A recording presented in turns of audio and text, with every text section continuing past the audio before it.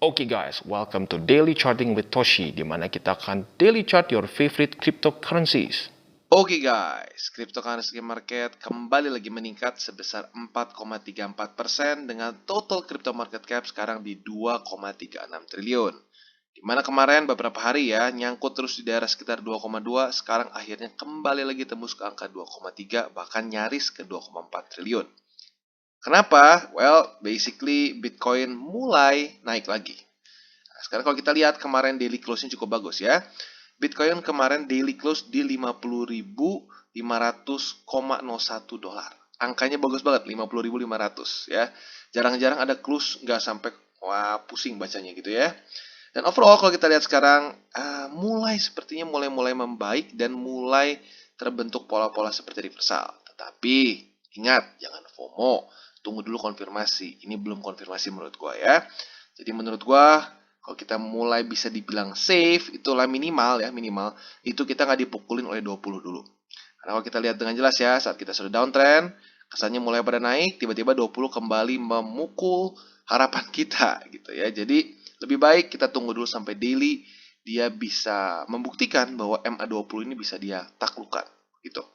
Nah, sekarang kalau kita lihat overall market cenderung hijau ya. Dan bisa dibilang Ethereum dalam beberapa hari ke belakang bisa menunjukkan kekuatan yang lebih dibandingkan dengan Bitcoin ya. Salah satunya kenapa?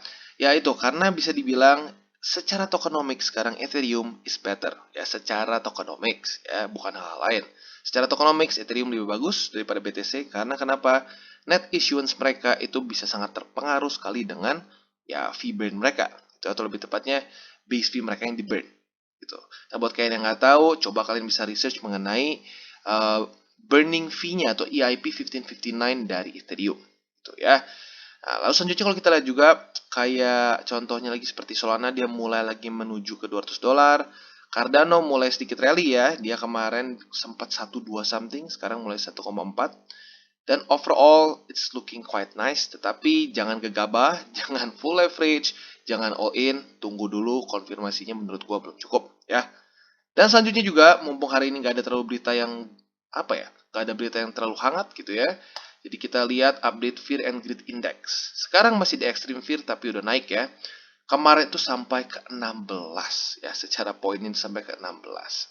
Dan sekarang ada di 25, which is berarti mulai pelan-pelan naik, tetapi masih dalam taraf extreme fear.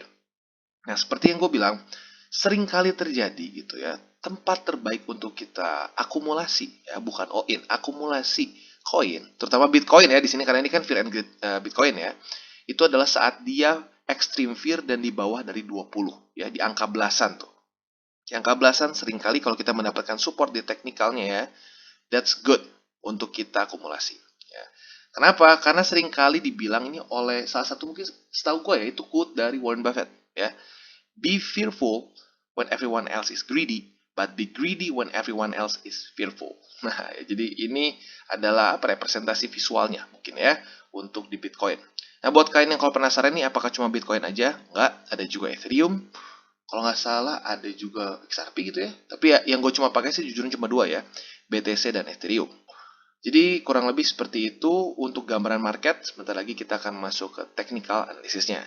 Oke, dan sekarang kita akan masuk ke Bitcoin. Ini lebih ke makronya ya, seperti biasa. Dimana kita lihat sepertinya MA50 menjadi pahlawan kita lagi ya. Dimana sebelumnya setelah crash di Mei ini ya, dia turun dan terpantul di MA50. Sekarang semoga dia akan terpantul lagi di MA50.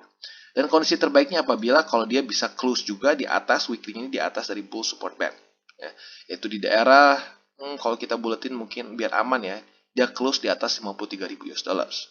Apabila pada weekly close pada pada minggu depan, ya, tepatnya 5 hari lagi, itu bisa di atas dari 53.000, that's really good for Bitcoin ya. Dan overall bisa dibilang Bitcoin walaupun orang banyak yang udah mulai sedikit mual ngelihatnya ya. Itu kalau kita lihat secara struktur, kita zoom out gitu ya, it's still quite bullish gitu ya, masih cukup bullish.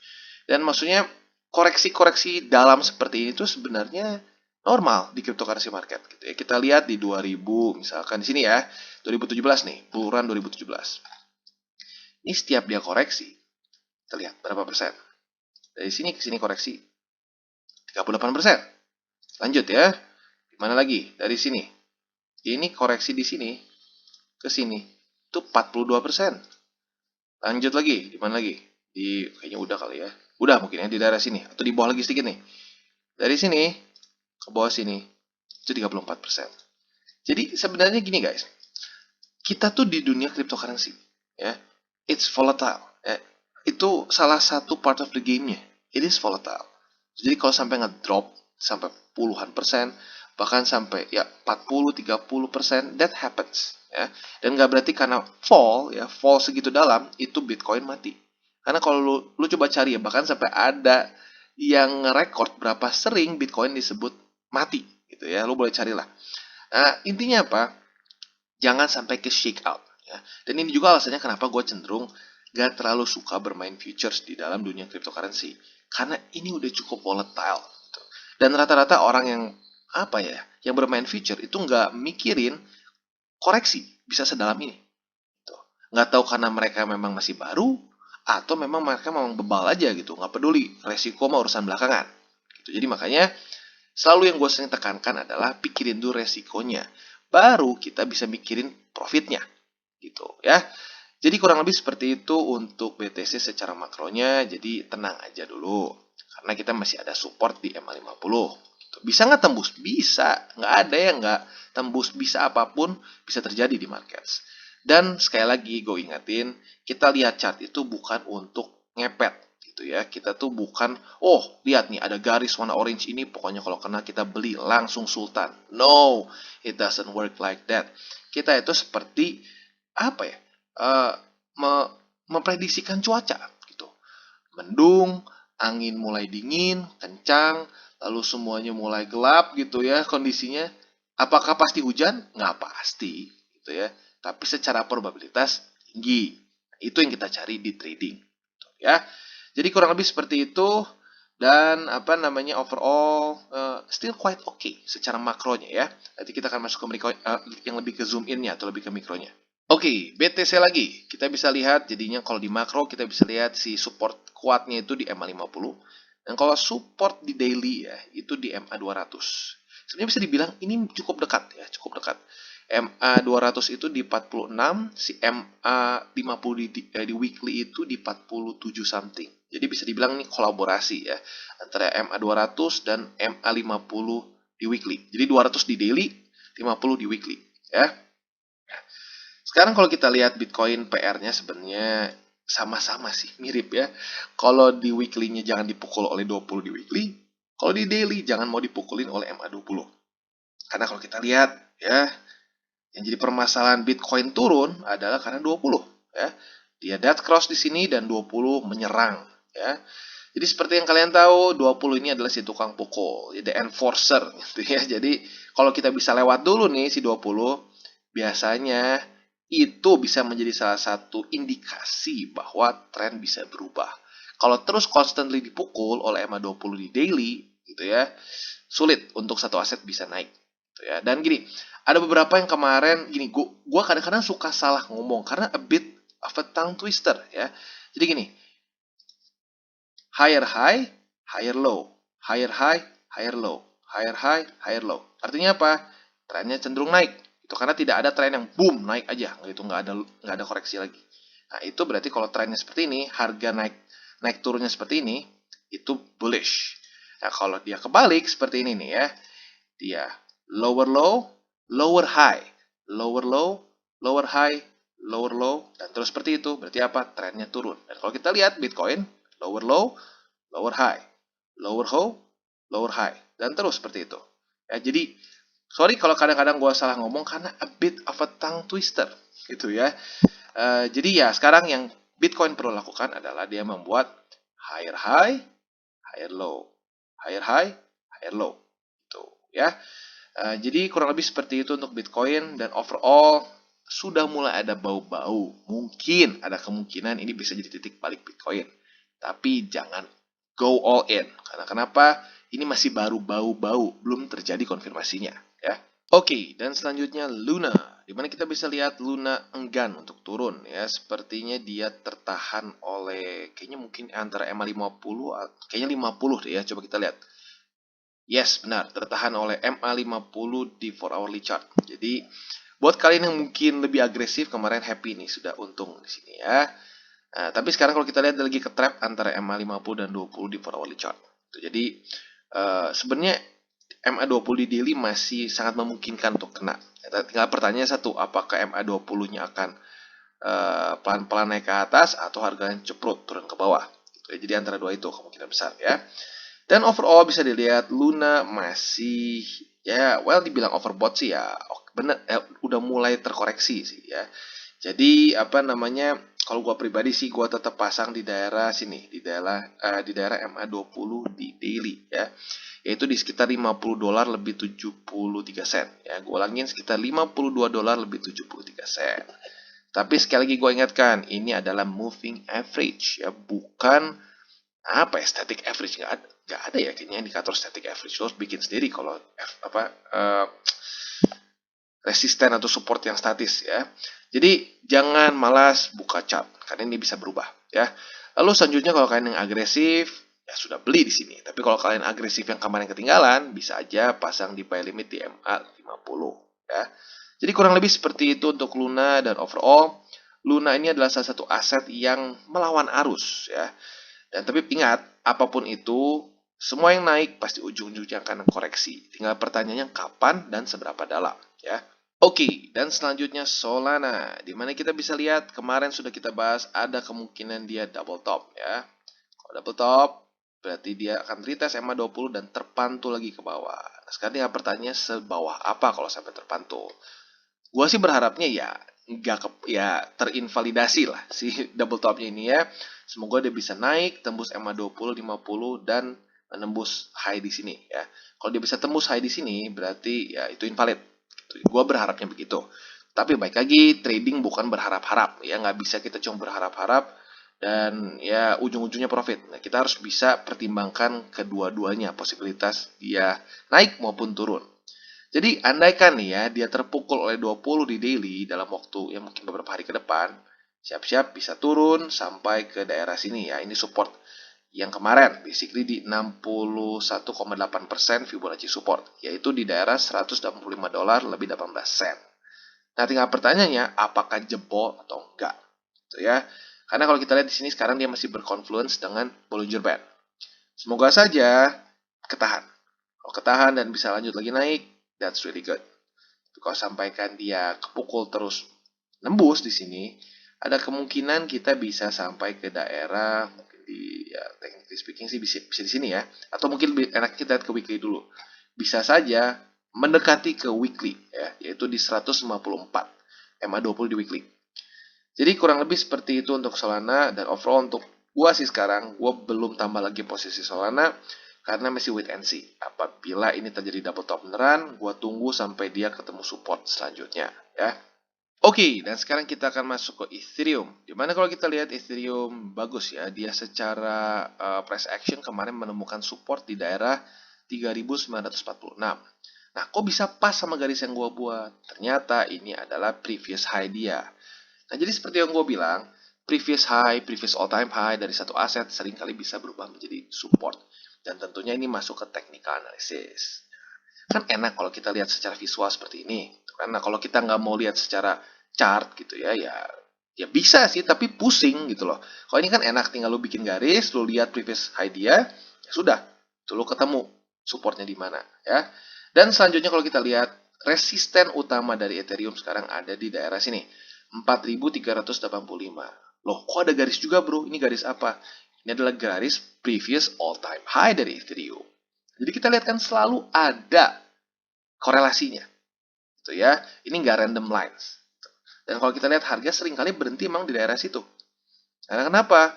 Previous all time high kalau ketembus lagi ke bawah gitu ya, itu bisa kembali menjadi resisten ya. Jadi PR utama dari Ethereum adalah tembus daerah 4.385 dan mungkin lebih tepatnya bukan cuma tembus tapi close daily di atas dari situ ya. Dan lebih bagus lagi kalau dia bisa menjadikan daerah ini menjadi support. Sebenarnya kemarin udah bagus banget waktu di sini ya. Di tanggal 29 November di mana dia tembus, dia lagi mau retest, ternyata Bitcoin ngambek, akhirnya ke bawah turun ya. Jadi ya baik lagi, Bitcoin is still the king, dia yang masih ngatur market mau kemana, walaupun yang lain nih contohnya nih ya, udah lumayan bagus ya, sudah sepertinya mau cuma dites doang dan lanjut ke atas, tapi kalau ketarik oleh Bitcoin, dia harus ngulang PR dia ya. Jadi kurang lebih seperti itu untuk Ethereum, dan saran gua gitu ya, Ethereum ini jangan kita abaikan. Karena Ethereum ini adalah satu aset yang secara resiko gitu ya, dan kalau kita secara risk reward ratio-nya lah gitu kesannya, itu masih sangat bagus. Ya, dia punya market cap yang cukup besar, tapi punya wiggle room yang cukup tinggi juga untuk naik ke atas dibandingkan dengan BTC. Tapi Ethereum cenderung lebih safe dibandingkan dengan aset-aset lain ya, yang altcoins yang masih lebih rendah secara market cap. Seperti contohnya Cardano, Polkadot, dan lain-lain. Kecenderungan dari mereka untuk lebih volatile gitu ya, atau lebih tepatnya downside potential mereka itu lebih tinggi dibandingkan Ethereum ya. Jadi kurang lebih seperti itu untuk Ethereum, dan makanya kenapa alasannya portofolio gue terbesarnya masih BTC dan ETH. Karena secara risk adjusted position itu the best for now ya. Dan selanjutnya AVAX, di mana kita lihat AVAX kembali lagi menembus MA50 ya, terjadi retest dan dia kembali lagi naik. Jadi overall sepertinya 50 ini menjadi satu support yang cukup baik untuk AVAX ya. Dan ya baik lagi buat kalian yang sudah take profit di sini ya, gue juga take profit di daerah tepatnya mungkin di sini karena gue nggak bangun jam 7 pagi, telat 2 jaman. Jadi gue dapatnya di $132. Pasti sekarang lagi senyum-senyum sendiri ya. Tapi ya itu dia tujuannya kenapa kita take our profits ya. Karena bisa sering kali terjadi kalau oversold seperti ini, overbought seperti ini, kalau market sedang nggak euphoric biasanya koreksi. Jadi kalau sudah koreksi kita punya dana untuk bisa beli lagi di bawah. Gitu ya. Nah, sekarang seperti yang kita lihat, PR dari AVAX adalah dia mempertahankan MA50 sebagai support. Itu dulu. Setelah itu sudah terbukti menjadi support, PR selanjutnya adalah jangan mau dipukuli oleh MA20. Ya, seperti biasa itu PR seperti semua aset kalau dia udah jatuh. Ya, jangan mau dipukulin oleh MA20. Oke. Nah, jadi buat kalian yang ingin pasang buy limit sebenarnya masih sama di MA50 kayak kemarin ya. Tapi gue ingetin untuk averaging, bukan untuk all in ya. Jadi kalau di 50 gue bacain sekarang di $90 lebih 42 sen. Atau lu buletin $91 boleh ya. Tapi please ingat sekali lagi ini moving average, jangan lu lupa untuk buka chart sendiri. Itu karena ini terus berubah, ini dinamis ya. Oke, dan selanjutnya Phantom, di mana kita bisa lihat Phantom dia masuk lagi ke Bollinger Band ya, di mana sudah 4 hari dia red candles dan sekarang sepertinya mulai ada perlawanan dari si Phantom ini ya untuk bisa kembali naik ke atas. Jadi sih ya seperti DCWT yang gue bahas kemarin, dia jebol ya. Tapi sekarang sepertinya dia sedang berusaha untuk kembali lagi ke angka di atas dari 1,67. Itu penting karena kenapa? 167 ini adalah major support ya. Kalau ketembus biasanya bisa menjadi major resisten. Kita berharap semoga saja Phantom bisa kembali lagi trade di atas dari $1 lebih 67 sen ya. Nah, tapi baik lagi jangan dulu all in. Maksudnya jangan pernah lah all in, lebih baik averaging gitu. Nah, jadi overall lebih baik kita tunggu dulu sampai terjadi konfirmasi bahwa dia close di atas dari 1,67 dan movementnya kurang lebih seperti ini ya. Dia close dulu, dia naik lagi, mungkin nggak apa-apa kepukul 20 lagi, turun, dan terpantul di daerah sini lagi. Nah, ini yang sering kali gue bilang konfirmasi. Ya. Jadi konfirmasi itu bukan cuma sekedar tembus doang, tapi dia retest dari si daerah support tersebut. Ya. Dan bisa dibilang ini kita sudah sempat heads up ya basically dalam beberapa DCWT kemarin, atau ya mungkin seminggu kali ya, seminggu atau 2 minggu ke belakang, dimana gue bilang Phantom membentuk head and shoulders, dan ternyata benar ya, head and shoulders, dan akhirnya turun lagi gitu ya. Nah, ini lagi bukti bahwa technical analysis, membaca pola-pola di chart works. Nggak 100% tapi it works from time to time. Jadi sekarang pertanyaannya, lu mau masuk ke market dengan dengan indikator gitu ya, atau lu mau go blindly? Kalau gua selama beberapa tahun trading, gua jauh lebih prefer masuk ke market dengan indikator. Karena minimal lu bisa lihat kurang lebih seperti apa chance lu. Itu kalau lu masuk tanpa indikator, tanpa apa-apa, kalau menurut gua itu judi ya. Oke, dan selanjutnya Cardano, di mana kita lihat Cardano sepertinya sudah mulai menemukan support, ya, belum pasti juga ya karena bisa dibilang Cardano kemarin sangat weak ya. Kena 20 langsung terjun payung ya. Dan tembus daerah support yang kuat di mana dia close weekly di bawah dari MA50. Tapi minimal sekarang dia sudah mulai ada perjuangan untuk kembali lagi menembus MA50 ya. Jadi harapan kita untuk Cardano adalah dia close lagi di atas MA50. Kalau dia berhasil melakukan itu, that's good for Cardano. Tapi kalau dia terus terpukul, wow, that's bad ya. Tapi yang paling penting sekarang adalah yang paling maha penting untuk Cardano adalah jangan sampai dia close daily itu di bawah dari $1. Kalau sampai dia close daily di bawah $1, that's really really really bad. Ya, gue nggak tahu mau kemana lagi tuh Cardano kalau sampai di bawah $1 ya. Jadi PR utama dari Cardano adalah kembali lagi reclaim di atas $1.48. Ya. Dan yang paling penting, tolonglah jangan dipukul oleh MA20. Taklukkan MA20 di daily. Ya, itu PR utama dari Cardano. Kalau sampai dia bisa melakukan itu, ya pelan-pelan kita bisa mulai menemukan struktur lagi. Karena kalau sekarang sangat jelas strukturnya ya, dia terus membuat lower low dan lower high. Ya, lower high. Itu tongue twister banget. Gue sering salah ngomong. Harusnya lower low, lower high. Jadi lower low, higher low gitu. Salah ya. Jadi lebih tepatnya lower low, lower high. Ya. Sekarang yang perlu dilakukan oleh Cardano adalah membuat higher high dan higher low ya, seperti itu. Oke, jadi kurang lebih seperti itu untuk Cardano dan overall Cardano masih satu kata ya, bersabarlah.